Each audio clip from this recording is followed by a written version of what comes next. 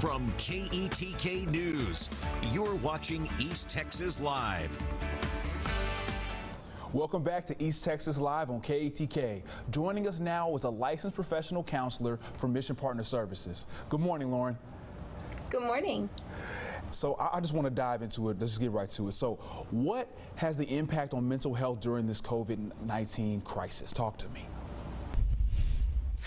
You know, I think overall 2020 has had its fair share of change and loss and fear of the unknown. And I think what's taken the biggest hit to our mental health as a whole is just the lack of social support and structure.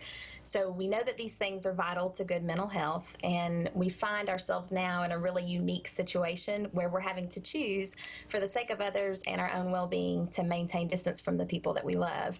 And although this is necessary, not only have we lost that important person-to-person connection with others, but we've also been unable to pursue many of our hobbies and our enjoyable activities that are equally important. So I believe now more than ever, we have to be really creative with our time and resources to find ways to connect with others safely. And you talked about the unknown, but one thing that we do know is that isolation is a huge issue, especially during this pandemic. And how does extended isolation affect us? Well, I think in a few ways. I think first, you know, extended isolation is hard on us. People have lost their jobs, they've lost loved ones, they're struggling to maintain some sense of normalcy when life is anything but normal. And the dangerous part of being isolated for an extended amount of time is that we are stuck with ourselves and our own negative thoughts 24/7. And it really doesn't take long to be in a really bad place. So this causes some real intense emotions to surface during this time, maybe anger, resentment, sadness, feeling helpless, or a lack of control over our environment. And these emotions themselves are valid and they're important, and they're not really necessarily the problem. The problem is what we do with them. So when we find ourselves dealing with these really intense emotions, I want us to be able to channel that into something productive. And I think finally it's also important to mention that we need to be aware that there's different forms of isolation. So this is where we need to be really honest with ourselves. Is my isolation being spent in alone time, or is it being spent in lonely time? And alone time is spent doing things you enjoy by yourself, where you feel rejuvenated, you feel renewed. However, lonely time and isolation is spent in sadness and despair and negative thinking. And this is when we need to realize that it's time to utilize our support system and reach out for help.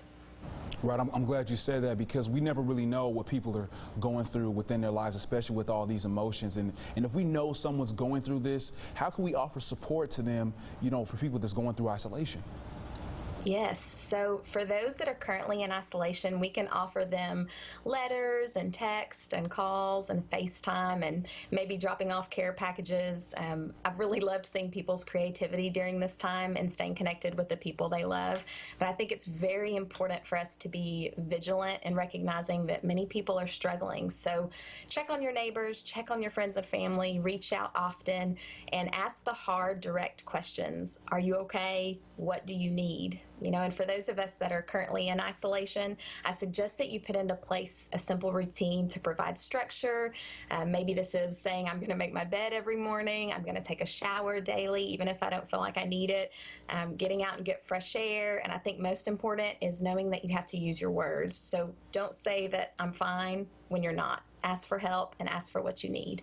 Now, you just talked about stress, and in the busyness of this holiday season, like what can you suggest for people to stay healthy mentally?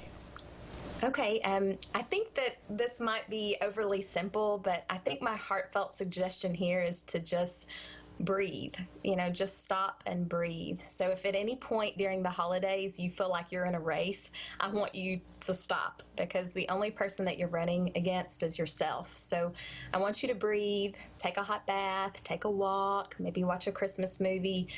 Just allow yourself an opportunity to stop and breathe. And if you have to do that many times during the day, that's okay. That's practicing good self-care.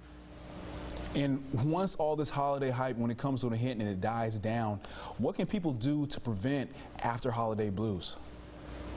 I think most important is recognizing that if something in life isn't working, then we've got to do something different. So kind of the idea that nothing changes if everything stays the same. So one way to do that is going to therapy, asking for help. And I want people to realize the importance of having the freedom to be able to talk openly with an unbiased professional. It can be life-changing. So if anyone is on the fence about therapy, I just encourage them to ask for help. Lauren, thank you so much for your time and opening our minds up a little bit more about having this conversation to help those who are having a tough time mentally. Thank you so much.